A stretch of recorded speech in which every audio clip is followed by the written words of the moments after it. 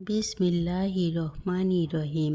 বিশ্ব আধ্যাত্মিক জ্ঞান সঞ্চার দরবার শরীফের প্রতিষ্ঠাতা আমার মুর্শিদ কেবলা গাউসুল আজম শামীম আলী চিশতির দরবার হইতে আমি কুলসুম চিশতি আপনাদের সকলকে জানাই আন্তরিক শুভেচ্ছা ও অভিনন্দন।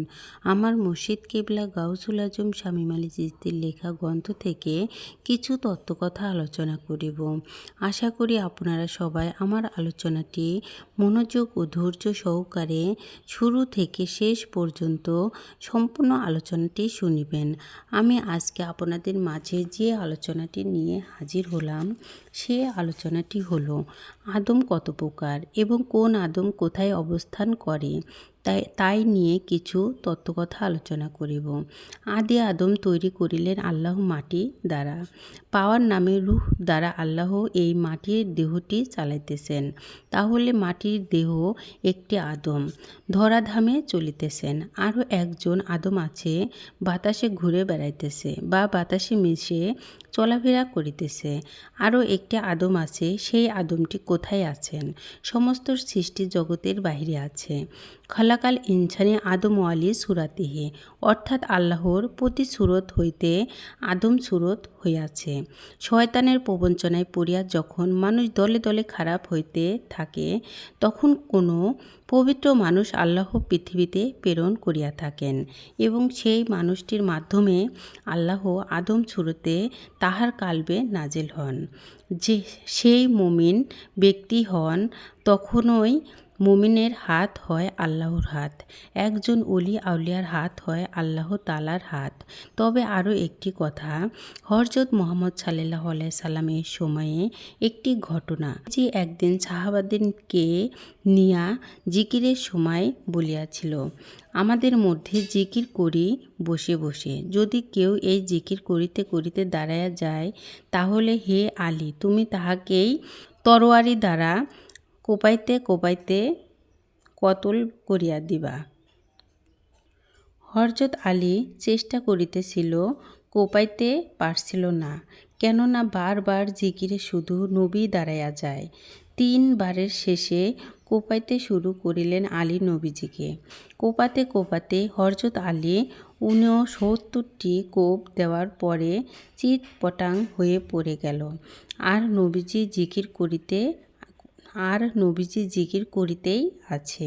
জিকিরের শেষে নবীজি বলল, হে আলী, তুমি কোথায়?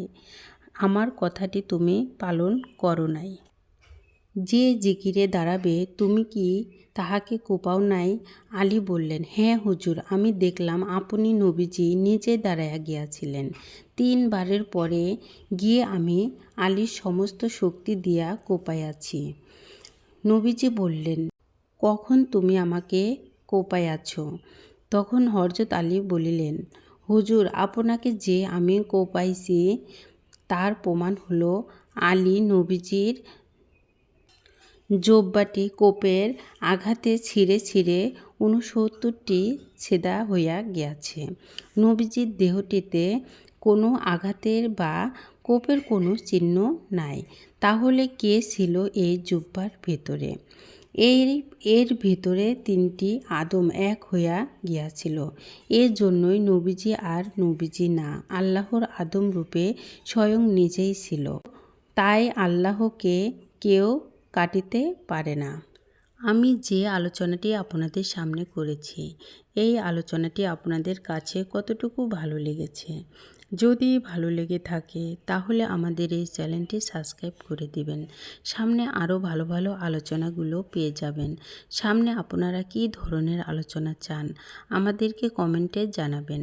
আমরা চেষ্টা করিব আপনাদের পছন্দ মতো আলোচনাগুলো নিয়ে আসতে। আমার এই আলোচনাটি করতে যাইয়া কথা ভাষার ছন্দে কোনো ভুল হইয়া থাকে তাহলে আমাকে ক্ষমা ও সুন্দর দৃষ্টিতে দেখিবেন।